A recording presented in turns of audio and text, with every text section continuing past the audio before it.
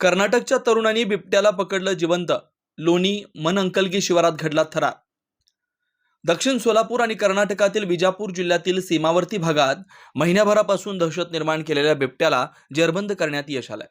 कर्नाटकच्या विजापूर जिल्ह्यातील चडचण तालुक्यातील लोणी मनअंकलगी शिवारात जीवाची पर्वा न करता तरुणांनी धाडसानं बिबट्याला जिवंत पकडल्याची चित्तथरारक घटना घडली आहे.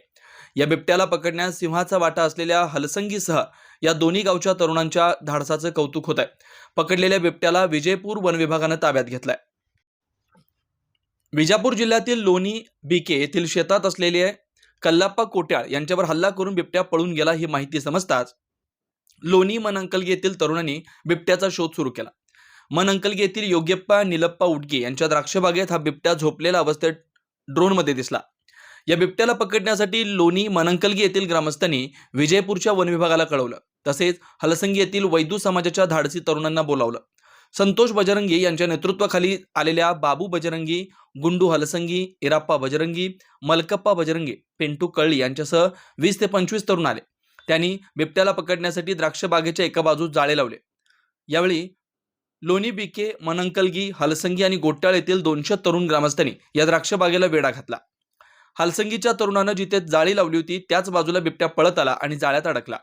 तेव्हा धाडस दाखवत तरुणांनी जाळीत अडकलेल्या बिबट्याला काठ्यानी हातानं दाबून जागचा हलू दिला नाही. दोरीने त्याचे पाय बांधले.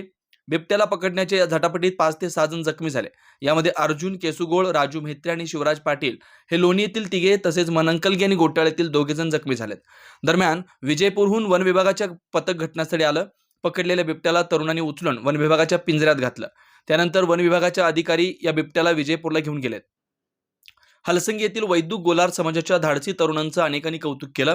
या तरुणामुळे लोणी बीके, मनअंकलगी आणि गोट्याळ गावचे अनेक जण बिबट्याला पकडण्यास धाडसाने पुढे आले.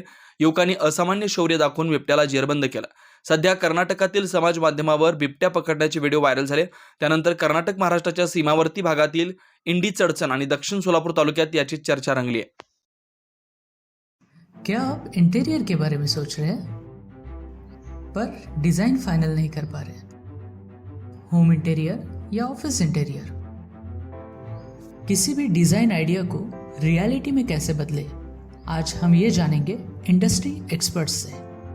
हमारी कंपनी जो है डिज़ाइन ब्यूरो, उसमें interior designing, renovation, architectural design, landscaping end renovation, furnitures, ये सारे जॉब्स हमारे यहाँ होते हैं और पिछले 20 साल से हम लोग इस फील्ड में हैं और इसमें 2 से 3 कैटेगरी आप इसको डिवाइड कर सकते हैं, जिसमें कि हम रेसिडेंशियल बोलते हैं, कमर्शियल बोलते हैं और रिनोवेशंस बोल सकते हैं। बेसिकली क्लाइंट्स की नीड्स को अंडरस्टैंड करना, सो नीड बेस्ड एनालिसिस हमारे यहाँ होता है।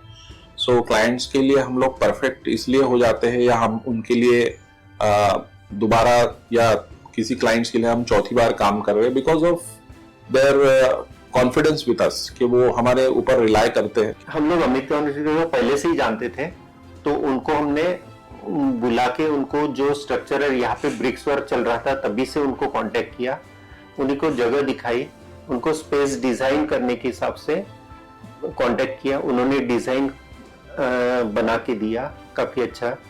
जो भी उसमें जो भी चेंजेस थे उनको वर्कआउट किया हमने। जब जो मटेरियल लेना था वो साथ में हमारे आए, सिलेक्शन के लिए आए, वो जो भी सारा सिलेक्शन उन्होंने काफी अच्छे से करवाया।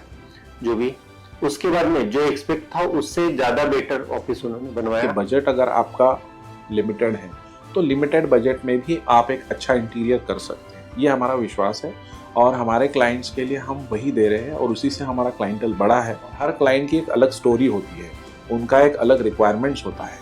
कई बार ये सारा मिस आउट हो जाता है, हम अपने डिज़ाइन उन पे लाते हैं, वो नहीं होना चाहिए।